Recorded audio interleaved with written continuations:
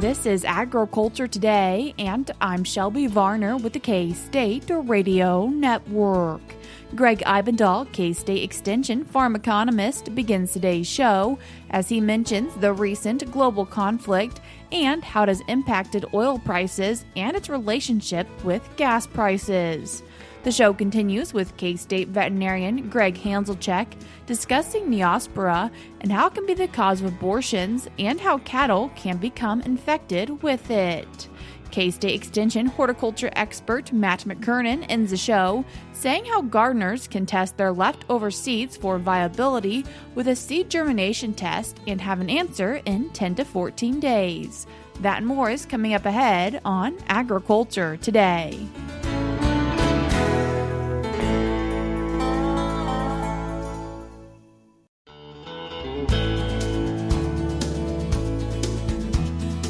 You're tuned in to Agriculture Today, and we start our show discussing gas prices with K-State Extension farm economist Gregg Ibendahl. Gregg, thanks for joining us today. Glad to be here. While we're thinking about gas prices right now, what's happening and why is this something we're talking about? Well, the world has seemed like it has changed very quickly, almost in the blink of an eye, basically. So, before Saturday, we were looking at oil prices probably in the, like the $65 range or so. And then we decided to go in and bomb Iran. As you might imagine, that does a number to what would happen to the oil price, because anytime you go into a major oil producing area and you start dropping bombs or some other conflict like that happens, you expect more risk to be there, even if nothing is actually happening to the supply side. So we saw that happen pretty quickly. Oil prices went from about $65 per barrel. I think they're currently just maybe right about $75 per barrel. So about a $10 increase just in a matter of a couple of days. And as you might imagine, there's going to be an effect on gas prices. And the effect has been, anywhere from, my model basically says we should see a gas price increase really from about 24 cents, maybe up to 42 cents, just based on the supply side thing. That's not unusual. My models basically show that increase pretty much happens within a week or less. So it's certainly the case we're seeing right now. Unfortunately, as you may have noticed, though, gas prices in some areas are actually higher than that 40-cent premium that I would have anticipated. The other side of that is the whole demand side going on there. And that's a case where consumers are seeing prices going up at their gas station. They're hearing bad news on the radio and TV about the gas situation. So they're going out and filling up their tank when they normally wouldn't do that. And that changes the whole demand for gasoline. So that extra demand, coupled with what we would normally expect on the supply side, means we're seeing a lot of cases prices really more than 40 cents higher a gallon than what they were last week here. So what we're seeing is really not unexpected. I would totally expect that. The big question is going to be, how bad does things get in the Gulf and Iran, and what's going to happen in the future? That's the big unknown right at the moment. And taking a quick look back at history, this isn't the first time we've seen our gas prices change like this. Well, the closest thing we have to this, and I think it's a pretty good analogy, is looking at the Russia and Ukraine war. When Russia went in and invaded Ukraine, at that time, before Russia went in, we were looking at gas prices probably in the low $70 range. So really not too much different than they were now. But as soon as Russia went in and started bombing, we saw oil prices really jump from about the mid-70 range, really all the way up to $130 per barrel. Quite a jump. Traders at that point, they hadn't really seen something like this happen before, so they were really kind of scared what was going to happen with the oil supply, with Russia being either the biggest or the second biggest oil exporter in the world. So they were quite concerned about what might happen. I think the troubled traders at that point, though, they kind of overcompensated for risks. They thought too much was going to happen. It turns out, though, if we look at what happened with the Russia oil supply out of their country, really nothing did. Even though you see on the news sometimes, drone hits on some of the refineries and oil fields of Russia, Russia's still getting about the same amount of oil out as they were before here. So traders, I think, had learned from that. And they quickly adjusted the whole Russian situation as well. So it went up to 130 pretty quick, but it also went back down pretty quick as well here. And in fact, after probably a couple of months of Russian invasion, really oil prices were lower than what they were even before they went in and started bombing in Ukraine here. So traders, I think, learned from that. But obviously, there should be some risk involved with now, potentially threats to the Middle East. So we did see some rise. The $10 per barrel, to me, is not outrageous. That really is what I would expect with the extra risks that we're seeing out there. But traders, they're being a little more cautious on it. They're not really jumping up right away. I've heard some analysis say that, some people are saying oil could get up again to 120 per barrel in a worst case situation. So they haven't raised it that high yet because, again, we don't know what's going to happen here. And if this war ends in another week, oil could easily be below where it was before the start of this in a month or so here. So again, traders are kind of playing a wait and see and just seeing exactly actually does what happens to the oil supply. I would caution, listeners to be careful too of not getting caught up in what's happening on the TV. You see right now maybe some drone strikes happen over there in the Middle East. You see ships being attacked, but until I see some actual reduction in the supply out of the Gulf, I'm just assuming we're going to get the oil out of the Gulf like we always have. And do you see a consistent relationship when we look at oil prices to gas prices? Yeah, there's a very, very strong relationship. I think there's about a 95% correlation between oil prices and gas prices. So whenever the oil price moves within a week, you'll see the gasoline price start to rise accordingly. And usually all of that price filters in within probably about 2 or 3 weeks. You'll see the full effect. Now, diesel is not quite as strong as the dependency like you see with gasoline, but it's still pretty strong. So whenever, and the relationship is even higher. So whenever the oil price goes up by $10 per barrel, you're going to see an even bigger price per gallon increase in diesel than you will for gasoline. We're talking right now about prices going up, but do we see a similar strong relationship with prices going down as well? Well, unfortunately, I didn't really look at that specifically, but there is some literature out there that would say that prices rise up faster than they go back down. So, they went up pretty quick, probably within a couple of days. If the war would end tomorrow and oil prices would go back down to the $65 range, I think it would take a couple of weeks for gas prices to get back where they were actually. So again, that's just kind of the nature of the way this market works. Nothing to get too excited about, I don't think. And taking an extended look, then looking forward for gas prices, in your article that you have on agmanager.info titled, "What Does a Middle Eastern War Mean for Gas Prices?" you share about what maybe 6 weeks out might look like. And so how do you build up to that? Well, so the model I use basically looks at how the price changes from week to week. And basically what it shows is that, you see the biggest change in gas prices that first week after a shock to the oil price. And then every week after that, it becomes less and less. But really, it fully plays out within 6 weeks. But for the most part, you see probably 90% or 95% of the price increase happen after about 2 or 3 weeks. So it really happens pretty quick on the upside. Again, that's nothing all that unusual anyway. We're probably a little bit lucky here in the U.S. too that we're not dependent upon foreign oil like we were back in the 70s. Back in the 70s, you remember when we had gas lines and such. We had a case there where we were getting about 70% of our oil imported from the Middle East there. So that really was a big concern when that kind of thing happened. Since that time, we've discovered fracking in the U.S., and now we're pretty much independent when it comes to oil. I think we actually import some, but we also export some. So when you net it all out, we're almost independent.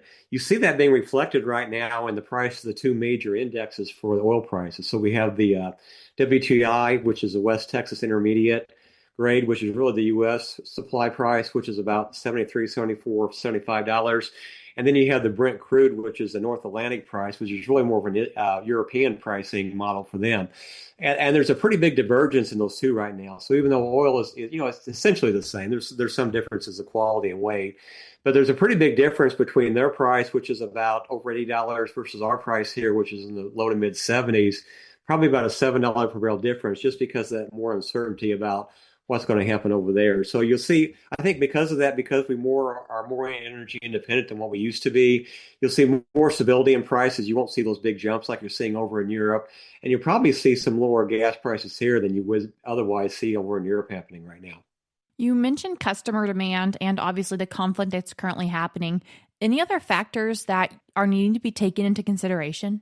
Well, so, not only does it affect your gas tank price that you're paying when you go fill up here, but potentially some of the effects could ripple through the overall economy as well. So obviously, trucking's a big thing in the U.S. We ship a lot of our goods back and forth. So anytime, diesel prices go up, that's going to make things more expensive to ship. Anything that uses energy that's going to be certainly tied to what happens with the oil price is something to keep in mind. Now, for farmers, though, especially if you're looking for the ag angle here, a lot of my research predicting fertilizer prices show that the price of nitrogen is tied pretty closely with what happens with the oil price. So, just a temporary up and down is not going to really affect fertilizer prices. But if we did see a long-term increase in oil prices, that's going to show up in the price of nitrogen that farmers would pay next year. I'm not quite so worried about it now because, we're at the 1st of March right now, so most farmers probably already have their fertilizer supply secured for this coming year here, so it's not a big deal now. But it could be a factor come wheat sowing time when you're getting ready to sow wheat if oil prices stay high and you go out and buy nitrogen for your fall wheat harvest crop. So, Greg, looking at gas and diesel, how are they currently looking? Well, yeah, again, obviously we see some higher prices there. Again, assuming things get kind of wrapped up here with the war fairly quickly, I would expect maybe like a month or two. Maybe you'll see prices back where they were maybe before this whole thing happened. But also keep in mind too that we've enjoyed like $65 or low 60 price oil for maybe like at least a year. That's really kind of low on the historical side. So having oil price in the $70 range is really not that outside of what it has been historically, especially when you start factoring inflation in. So, I wouldn't necessarily get too concerned about mid $70 oil price. To me, that's really kind of where it kind of almost should be. If you get too cheap, you get to the point where fracking almost becomes unprofitable in the U.S. because we get a lot of our oil that way. It's a good quality oil, but it is a more expensive process than what they have over in the Middle East here. So, just to keep in mind that I wouldn't get too worried right now if I'm a consumer. Things really aren't totally out of whack. Now, if oil gets above $100, then maybe it's a little more concerning. And there's a chance we could get there, obviously, if we saw some major increases in escalation of the war in the Middle East. But right now, to me, it's more of an annoyance right now than it is a major anything to worry about. Greg, I appreciate you taking the time to join us today. Okay, I'm glad to help out. That was K-State Extension farm economist Gregg Ibendahl. I will link his article, What Does a Middle Eastern War Mean for Gas Prices, in today's show notes on agtoday.net, or you can also find it for yourself by going to agmanager.info. We're cutting to a short break now on Agriculture Today, but stick around because we have more for you up ahead.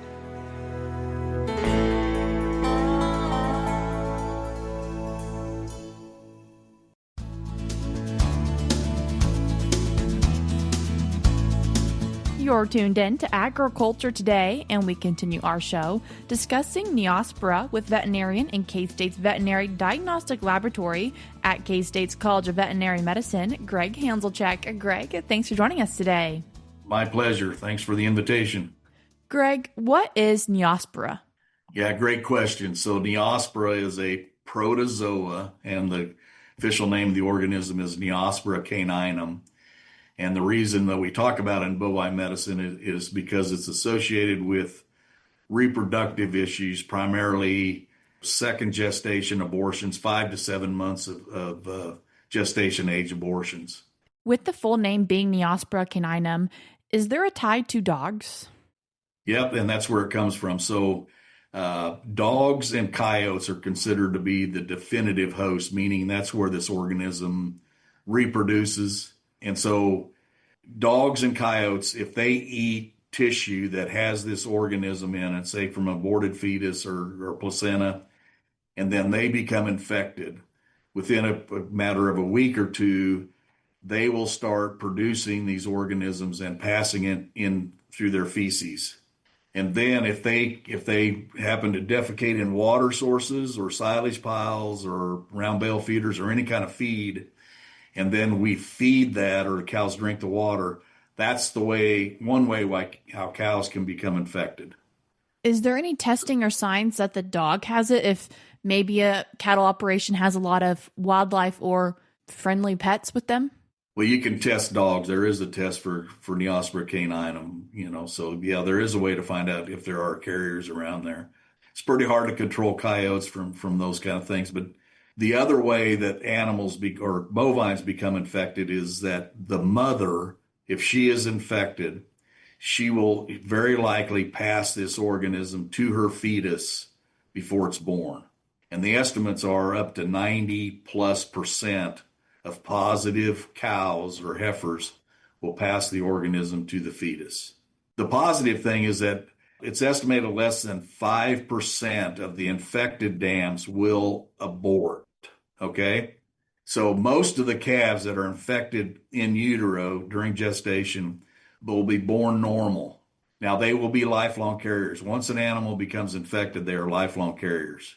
And so the danger there is that when the calf is infected, it's born normal, it's readily going to pass the organism to its offspring also. So A herd is initially infected through feed, and then it's perpetuated in the herd through pregnant dams passing it to their calves before they're born.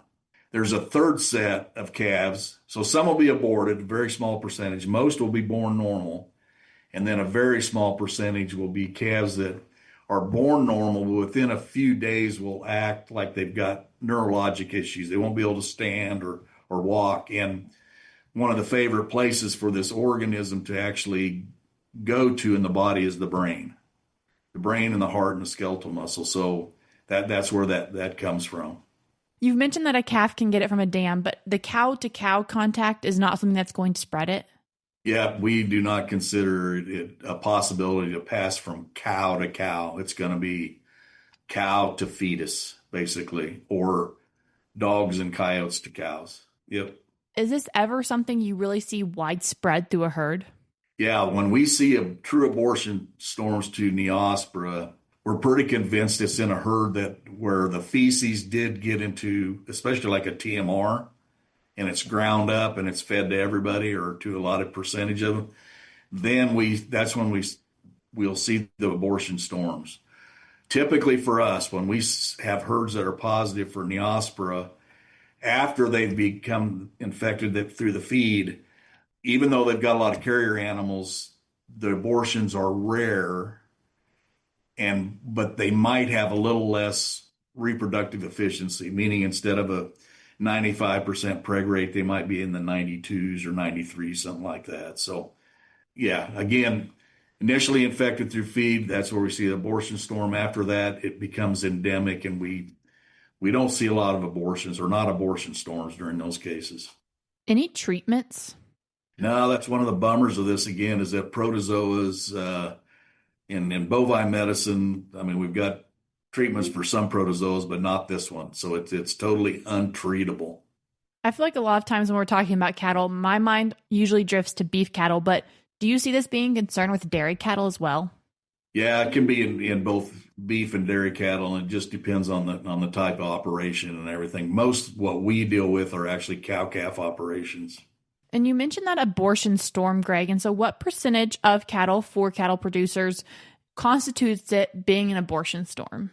Well, that's another great question. So you'll see in the literature where it says once you get past 3% of the animals that are pregnant actually calving early or having abortions, that's considered to be an abortion storm. For most of us, it really depends on the owner. Some owners, if it's 1 out of 100, that may be an abortion storm to them.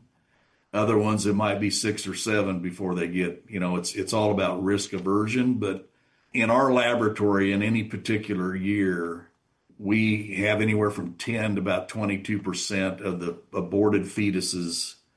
We can find Neospora in the fetus through PCR, through a test. Now, because I earlier said that dams very easily pass this to the fetus, and most calves, once they become infected before birth, will be born normal, I've got a real problem with us saying that those are all true Neospora abortions, because most of those cases do not have a microscopic test that says there's lesions in the brain and other areas from Neospora. So what I'm saying is I think it's overrepresented. I don't think we can say it's a Neospora abortion with just a PCR test. I think it takes a microscopic test to look for the lesions. And is that testing that you guys can do at the laboratory? Yes, we do it all the time. And when Neospora is part of our, what we call the bovine abortion panel. So it's a whole bunch of tests that will look for every known infectious disease that causes abortions, and Neospora is one of them. Now, the problem is a lot of times the secondary test called immunohistochemistry is not requested, and so we don't see the lesion. We just see the Neospora in the one test, and so then we say, well, it was due to Neospora, and I am not convinced that that's true. So fair to say Neospora can cause issues, but maybe isn't the answer to all the abortion issues? That's exactly right. Yep. It probably does contribute to reproductive issues out there, but I think at least for most diagnostics, it's overrepresented. Is this something that producers can easily test for in their herds? Yeah, so there's a blood test. There's actually a blood test that will look for the antibodies to the organism in the heifers and the cows.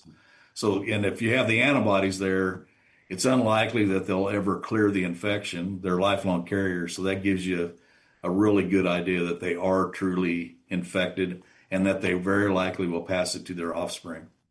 If a cattle producer is wanting to start testing, is it something they can just start with their heifers and continue to do every year and maybe not go test all their cows as well? Sure, absolutely. And that some herds that are very, very conscientious and are very concerned about this disease, that's what they'll do. They'll test their heifers primarily before breeding, and then they'll only breed those heifers that are negative. And the rest of them they'll feed out or sell or whatever. And that, again, that prevents that vertical transfer to their calves down the road. So yeah, the danger with testing and doing those kind of programs is that you've got to test the negatives almost every year because some of those will become positive. And so you can have this false sense of security that I've got my herd is negative, but I only did one test.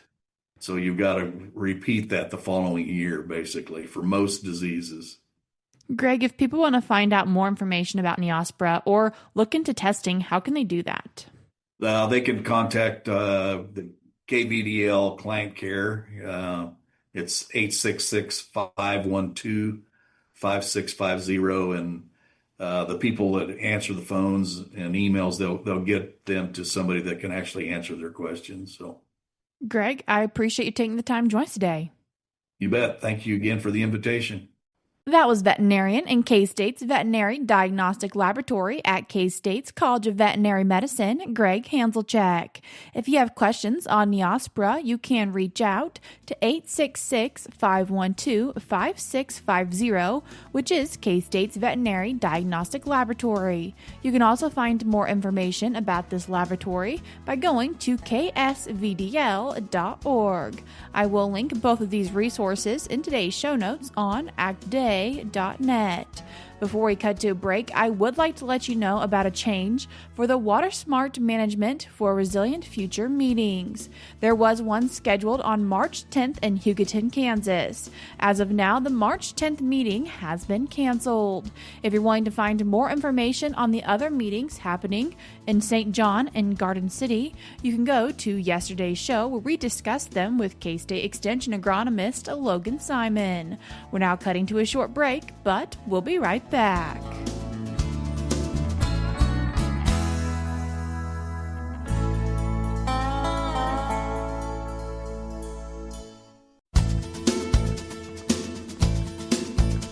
Welcome back, and thanks for joining us on Agriculture Today. Along with Shelby Varner, I'm Jeff Wickman. Most gardeners will accumulate leftover seed from previous growing seasons. Other gardeners are friends. However, before using any old seed, K-State Extension horticulture expert Matt McKernan recommends conducting a seed germination test to determine if that seed is still viable.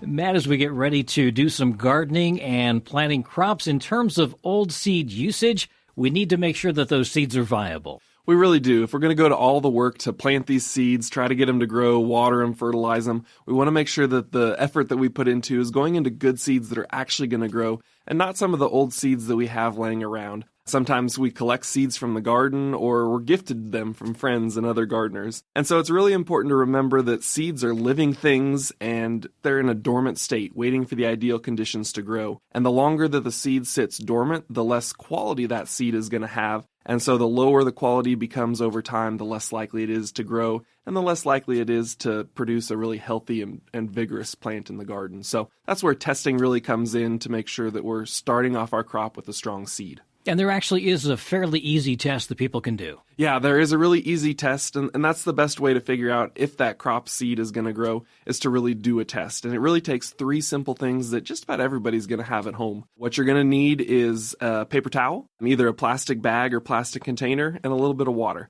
So what we need to do once we have these 3 items is we want to get that paper towel damp. We want to make sure that it's wet thoroughly, but not necessarily soaked with water. So we want to wring out any excess moisture so that it's not dripping wet, and take that damp paper towel and lay it out flat on a counter or cabinet surface. Once we have the paper towel laid out flat and moist, we want to take seeds out of our seed packet and lay them out on the paper towel. We don't want to use all of the seeds in our seed packet because we want to save some of those seeds to actually plant out in the garden. But if possible, we want to use at least 10 seeds out of that packet, but the more seeds we use, the more exact we can be in determining what germination rate we're going to get out of these seeds when we try to plant them in the garden. Once you get the seeds laid out on the paper towel, you want to make sure you fold that paper towel back over the seeds so that there's paper towel on each side of the seeds. Then place that paper towel in a either plastic bag that can be sealed or a plastic container, and place that plastic bag or container in a warm place of the house, typically an area that's going to be about 70 degrees or so.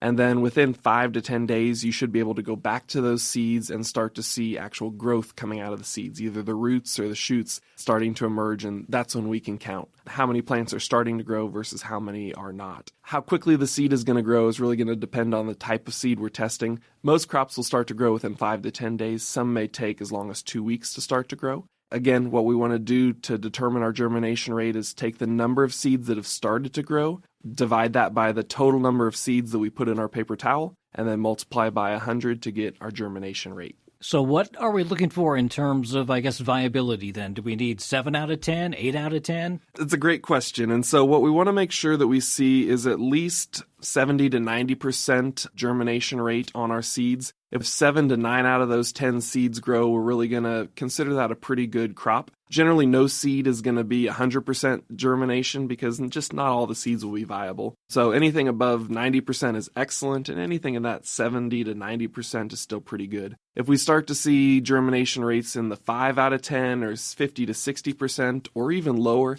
that's the point in the process where we really want to consider probably throwing those seeds out and purchasing some new seeds for this upcoming growing season. Most seeds will be able to last pretty easily 1 year in just about any storage condition, but if we can keep the storage conditions cool, typically below 40 and above 32 degrees, that's really going to help increase the seed quality. We also want to try to make sure they're in airtight bags where the humidity is controlled a little bit more. So often in an airtight container in the refrigerator is a perfect place to store your seeds. We talk about this when we're doing food storage, and I'm assuming maybe we want to date some of these? Yes, dating is really important so that you can remember how long ago it was that you planted these seed crops. It's also important during this testing process that we label our seeds and write the variety on the bag, maybe with a Sharpie, and also try to write how many seeds we planted so that it's a little bit easier to determine our germination rate at the end. That's K-State Extension horticulture expert Matt McKernan with information on how to conduct a seed germination test.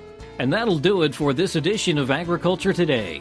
For Shelby Varner, I'm Jeff Wickman. This is the K-State Radio Network.